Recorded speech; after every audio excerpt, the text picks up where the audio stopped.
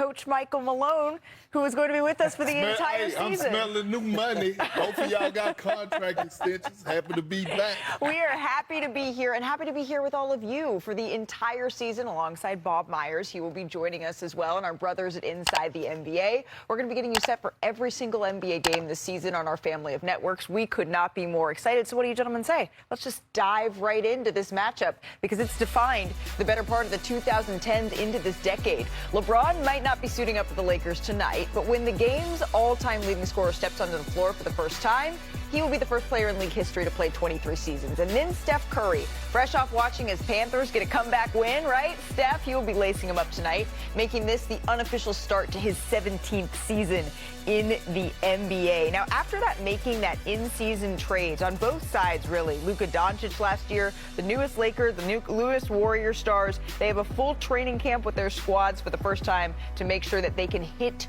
the ground running this season. Now, the Lakers and Warriors, they spent the summer fortifying their rotations. Golden State maybe spent more like the last week doing that, but you know.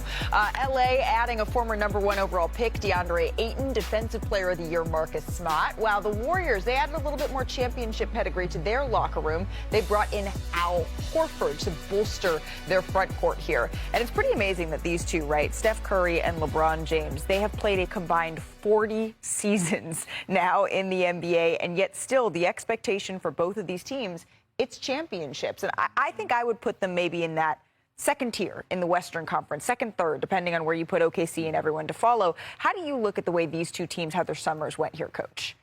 Well, they both made a lot of changes. I go to Golden State, Malika, because I think about Jimmy Butler and the impact he had last year. Yeah. He arrives 23-8 with him. And in that time, most importantly, they had the #1 defense in the NBA during that stretch. And they were able to play through Jimmy Butler when Steph was off the floor, and their free throw rate went through the roof. Obviously, you look at what the Lakers have done. They added DeAndre Ayton and Marcus Smart, as you mentioned. But can those guys be available? They have not been available the last couple of years on their respective teams. But I'm excited to see how Steve Kerr uses Jimmy Butler first training camp and the addition of Al Horford, which I think is going to be a really important addition for that squad. The number I was up there for their training camp just a couple of days ago, and the number that everyone around the Golden State Warriors perk is excited about is 23-8. That's their record when Steph, Draymond, and Jimmy were all on the floor together since Jimmy was traded to this team. Now, obviously, injuries derailed the rest of their seasons, and if ifs were fifths, we'd all be drunk. But when you're looking at the Golden State Warriors, they have a case to feel really good if they can stay healthy about their chances this year. They do, but the 23-8 got them out in the second round. They're trying to win the championship. Now, mind you, Steph got injured. I get that part, but we don't know if they could have got past OKC with that roster that they had. And why I give the Lakers the slight edge. Look, both of these teams are going to be here come April, right? Both of these teams are going to be in the postseason. I give the Lakers the slight edge because they have a third option offensively in Austin Reeves. We don't know who the third option is for the Golden State Warriors. Is that going to be offensively? Is that going to be Kuminga? Are they going to rely on Buddy Hield? That's the question. And so when I think about Jonathan Kuminga, I think his ceiling is high because Buddy Hield is one dimension, right, when it comes to his three-point shooting and his shot making. But Jonathan Kuminga could get buckets in so many ways. And so, Coach, I'm coming to you because I want to ask you, it's about Steve Kerr and Jonathan Kuminga repairing or getting that relationship on target. You dealt with a similar type of personality of Michael Porter Jr., right? Remember when y'all made your championship run? You benched him in the fourth quarter because a certain player was playing well. How would you manage that situation if you were Steve Kerr in that locker room with Jonathan Kuminga? Well, yeah, I think it's such a great point, Perk, and it comes down to communication. Steve's come out and said it. That communication is key. Him and Kuminga have a relationship, but they got to sit down in the room. And right now it's a battle between Steve Kerr saying, this is what we want, and then Kuminga saying, well, this is what I want. And that they have to find a way to marry that and merge that because you look at what Jonathan Kuminga did in games 2, 3, 4, and 5 in that second series against Minnesota.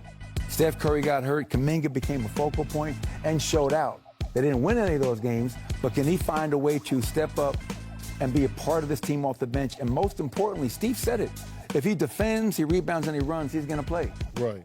If he does those things, he's going to have a greater chance to go out there and help impact. And I feel, as you mentioned with Michael Porter, I think Kuminga closes a lot of games because he's too young, too athletic, and too talented for them not to. And you need that third option. Every team that didn't win a championship in the last, 5 years, Aaron Gordon was our third option. You know, last year, Chet Holmgren, you got to have that third option off. And Jimmy Butler can take over a game with the best of them, right? We have certainly seen that. Kuminga, of course, he agreed to this 2-year deal with the Golden State Warriors, but all expectations are this is a contract that is very, very tradable. Everything, though, with the Golden State Warriors, it comes down to Steph Curry, beginning his 17th season, miraculously, somehow, in the NBA. Hear my exclusive interview with him, and I asked the question everyone kind of wants the answer to. How long? Since I was, 3 years old. Curry from half court. Everybody talks about was the greatest shooter ever. It's Curry for the record. It's good. I'm comfortable saying that now. And now I can push it to a number that nobody can reach. Bill Ram tough, you can see it in the greats. I'm the one they watch, you can see it in their face. If their hands get to moving, it's the time and the place. The greatest shooter the game has ever seen. Where has time gone? Year 17 for Steph Curry, and the 4-time champ, he's one ring away from joining really rare company, right? Only 5 players in NBA history. They've ever won at least 5 championships and 2 MVPs. Do y'all know the list? Michael Jordan, Kareem Abdul-Jabbar, Bill Russell, Magic Johnson, and Tim Duncan. But for Steph, it's not just about the accolades. It's about appreciating the process and how far he's come. Hey, it's Steph Curry with the Warriors. Golden State. I was going to get it. I'm going to get it. I'm going to get it. All right. Hey, it's Steph Curry with the Golden State Warriors. The journey continues. Curry splits the defense. Curry is a master at that. Curry sets, fires, puts it up. Bang! Steph Curry! Here's Curry for the record. It's good! There it is! Steph, this is 2009. Your very first media day. Yes. This is now year 17 for you. Looking at that young Steph Curry, that 6 NBA Finals, 4 rings, would you tell him that that's enough, or is there still some story to be written? No, there's definitely some story to be written, but that would have been a really cool message to give. 09 version. I'm just glad I got a jersey that fits now. Definitely some more to do. Moves inside. Got it! Chasing your very first title and the urgency you felt to get that first one versus the urgency you feel now, knowing that Father Time is undefeated. Can you describe the difference? That youthful, inexperience, but energy. You're a little naive a little bit to understand what it actually takes to get over the hump versus now with all of the experience and understanding what set yourself up for winning basketball come playoff time. We're relying on that expertise and IQ and knowledge now, to overcome Father Time. That know-how, it adds a little bit of anxiousness because you know what it takes. There's no secret. When you look around this year, this locker room, and the Western Conference that you're up against, where are you on that continuum? We have a legitimate shot. We can square up against anybody in the West, and we just want to have an opportunity to show that in the playoffs. But Jimmy adds another dynamic that we didn't even have back then, so I'm excited to kind of see it all the way through. You told me that there's no shame in acknowledging that the end is near. The undisputed author of the three-point record book. The greatest shooter the game has ever seen. Do you know when that end is going to be? No clue. I just know it's closer than it was even yesterday. It's just a matter of acknowledging it's fun because the more I talk about it, the more you appreciate what all goes into preparing yourself. But all that stuff is just the privilege that you've earned. But I'm trying not to put any timestamps or anything other than just sense of urgency on the now.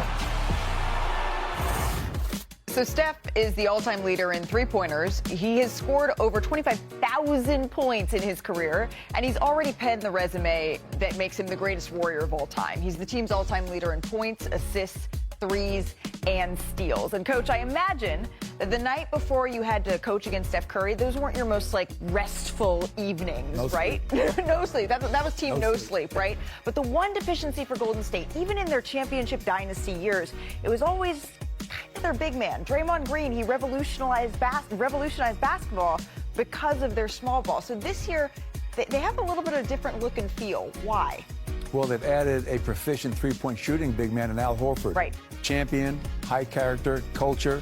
Steve Kerr talked about it. They haven't had this spacing 1 through 5 in a long time. Good point. And I think what Al's ability to stretch the floor, he's shooting 40% from 3 last 3 years in Boston, and a big part of them winning a championship. And I just want to show you a video right here.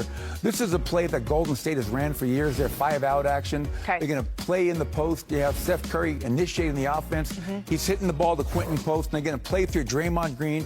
Great facilitator, 6 assists per game in his career. And now here's his split screen.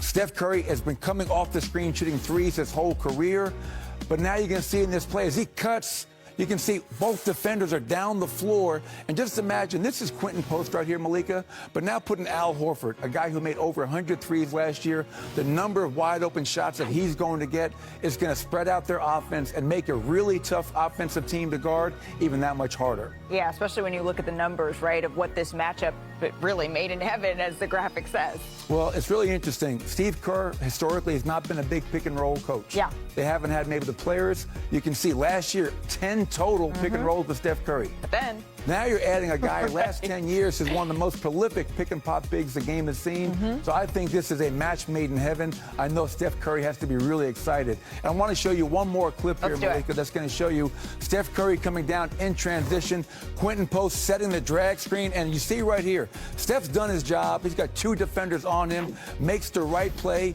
and whether the shot goes in or not, just imagine Al Horford knocking down shot after shot after shot. I know Warrior Nation's really excited about this latest acquisition. My family is Warrior Nation, right? They're up in the Bay Area. This is still going to take some getting used to, but we know that Al Horford has been the target for a long time here for this Golden State Warriors team. You mentioned bigs that like to play in a pick and pop. DeAndre Ayton likes that as well, right? The thing about Warriors Nation, this is one of those moments where you can feel the tremor before the earthquake. The kind of moment where the league holds its breath, where rival fan bases start counting salary caps and swapping theories, because something massive could be brewing in the Bay. Welcome back to Warriors Nation News, and today we're talking about one of the biggest stories of this entire offseason. Reports that the Golden State Warriors are targeting all-star center Bam Adebayo in what could become a blockbuster trade with the Miami Heat. Let's break it down, because this isn't just another rumor. This is the kind of potential move that could change everything for Golden State, for Miami, and for the entire landscape of the NBA. The ground is shifting in Golden State. First, let's start with the context. The Warriors are finally out of their offseason stalemate. They re-signed Jonathan Kuminga to a 2-year, $48 million deal. They solidified their veteran rotation with Al Horford, DeAnthony Melton, and Seth Curry. And they locked in their leadership core of Stephen Curry, Draymond Green, and Jimmy Butler. For the first time in months, there's momentum. But even with all that, there's an understanding inside the organization. This roster, as it stands, may not be enough to dethrone the Western Conference powerhouses like Denver or Oklahoma City. That's where Bam Adebayo enters the picture. According to multiple league sources, Golden State has expressed serious interest in acquiring the Miami Heat star, a defensive monster, a versatile big, and one of the best passing centers in basketball. And if you've watched Golden State closely over the years, you already know exactly why he's such a perfect fit. Why Adebayo fits the Warriors like a glove. Let's talk basketball. Adebayo brings what Golden State has missed since the prime days of Andrew Bogut and early career Draymond Green, a true defensive anchor in the paint, someone who can guard 5 positions, switch on the perimeter, and still bang down low with the bigs. He's the kind of player who turns good defenses into great ones. Last season, Bam averaged 18.1 points, 9.6 rebounds, and 3.9 assists, while shooting almost 49% from the field and showing real growth as a mid-range and spot-up threat. That's not a traditional center who clogs up the lane. That's a modern playmaking big man who would slot perfectly into Steve Kerr's motion-heavy system. Picture it. Curry running off screens, Butler slashing through the defense, Draymond orchestrating from the elbow, and Adebayo setting hard picks, catching lobs and finding shooters from the post. It's basketball poetry waiting to happen. But it's not just about X's and O's. It's about attitude. Bam Adebayo is a competitor. He plays with intensity, with edge, with fire. Pairing that with the leadership of Curry, the toughness of Butler, and the defensive IQ of Draymond Green would give Golden State one of the most mentally resilient rosters in the entire league. How the trade could work. The framework being floated is aggressive, but it makes sense. Golden State would reportedly send Jonathan Kuminga, Moses Moody, Buddy Hield, and 2 first-round picks in 2028 and 2032 to Miami in exchange for Bam Adebayo and potentially a depth piece like Pele Larson. At first glance, that's a heavy price. Losing Kuminga and Moody means saying goodbye to Golden State's 2 most promising young players. But this is Golden State's philosophy in action. They've never been afraid to go all in when the window to win is open. And make no mistake, that window is open right now. Stephen Curry turns 37 next season. Draymond Green is 35. Jimmy Butler just signed a 2-year, $121 million extension and has made it clear that he came to Golden State to chase another ring. This front office knows it's not time to rebuild. It's time to push all the chips to the center of the table. The reunion story, Butler and Adebayo together again. Now here's the emotional part, the human part of this story that makes it even more compelling. If this trade happens, Bam Adebayo and Jimmy Butler would reunite. These two were the heart and soul of the Miami Heat's recent playoff runs. They built a culture together. Grit, toughness, defense, no excuses. They went to war against Milwaukee, Boston, and the entire Eastern Conference. Now imagine that same chemistry transplanted into Golden State's locker room, surrounded by the most selfless superstar of the generation in Stephen Curry, one of the greatest defensive minds in Draymond Green, and a coach who thrives on connecting egos and talent in Steve Kerr. That's not just a team, that's a culture built for banners. And here's something the national media isn't talking about enough. Butler has reportedly been lobbying quietly behind the scenes for the Warriors to add a physical big man, someone who can take pressure off Draymond defensively and allow him to roam more freely. Adebayo fits that description perfectly. He's not just a shot blocker. He's a communicator, a tone setter, a floor general on defense. What the Heat would get in return. From the Miami perspective, this move isn't about giving up. It's about pivoting. The Heat's front office has to look at reality. Their cap sheet is heavy, their roster has aged, and their playoff ceiling might be capped. Trading Adebayo could give them the assets they need to reset without falling into a rebuild abyss.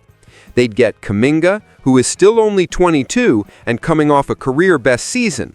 He averaged 15.3 points, 4.6 rebounds, and 2.2 assists while showing real flashes of star potential. Moses Moody adds shooting and defensive versatility.